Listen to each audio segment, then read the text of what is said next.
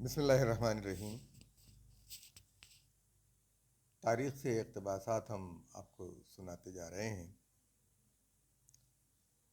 قومی اسمبلی کے اندر جھگڑے لڑائی تو ہوتے ہی رہتے ہیں، اور بعض دفعہ بہت شدید قسم کے جھگڑے ہو جاتے ہیں۔ عبدالقادر مندوخیل کو کل اسمبلی سے نکال دیا گیا ہے اور ان پر پابندی عائد کر دی گئی ہے کہ انہوں نے اسپیکر سے بد کلامی کی تھی، جبکہ اس سے پہلے تحریک انصاف کے ایک ایم این اے نے سر عام فحش گالیاں بکی تھیں قومی اسمبلی کے اندر، ان کے خلاف کوئی کارروائی نہیں کی گئی۔ بہرحال دنیا کے مہذب ترین ممالک میں بھی ہاتھا پائی جھگڑے ہوتے رہتے ہیں، مکے لاتیں گھوسے۔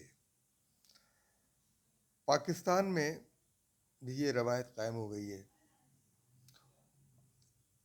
لیکن پارلیمانی تاریخ کا سب سے افسوسناک واقعہ جو ہے وہ 21 ستمبر 1958 کو پیش آیا تھا، جس کے نتیجے میں مشرقی پاکستان کی اسمبلی کے ڈپٹی اسپیکر کو اسمبلی میں ہونے والے ہنگامے کے باعث جان سے ہاتھ دھونا پڑے تھے۔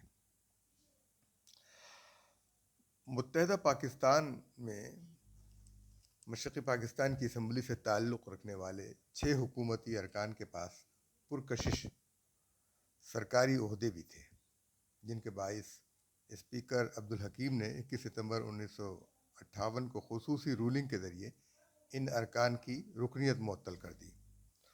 حکومتی ارکان کی رکنیت معطل کیے جانے کے بعد حکومتی ارکان پیپر ویٹ اور پردوں کے ڈنڈے اکھاڑ کر اسپیکر کی طرف لپکے، تاہم وہ تھوڑی سی پٹائی کے بعد بروقت اسمبلی سے فرار ہونے میں کامیاب ہو گئے۔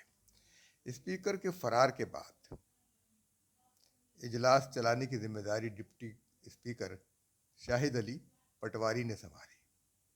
معطل کیے جانے والے حکومتی ارکان کی جانب سے اسپیکر عبدالحکیم کو پاگل قرار دینے کے لیے ایک قرارداد پیش کی گئی، جو ڈپٹی اسپیکر شاہد علی پٹواری نے فوری طور پر منظور کر لی۔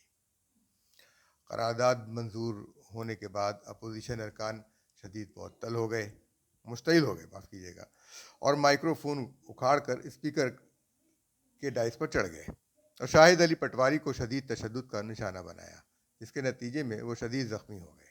یہ افسوسناک واقعہ 21 ستمبر 1958 کو پیش آیا تھا، جس کے 2 روز بعد ہی ڈپٹی اسپیکر مشرقی پاکستان اسمبلی شاہد علی پٹواری زخموں کی تاب نہ لاتے ہوئے اسپتال میں ہی دم توڑ گئے۔ اس وقت جبکہ اسپیکر عبدالحکیم 1958 والے آج بھی حیات ہیں۔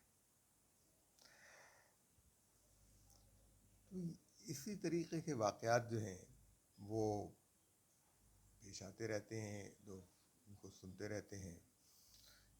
ہم اپنی تاریخ سے کوئی سبق نہیں لیتے، وقت گزر جاتا ہے اور رویوں کو لوگ یاد رکھتے ہیں اس وقت جب آپ کے ہاتھ میں وقت ہوتا ہے، لیکن آپ چھوٹے فائدے کو دیکھ رہے ہوتے ہیں۔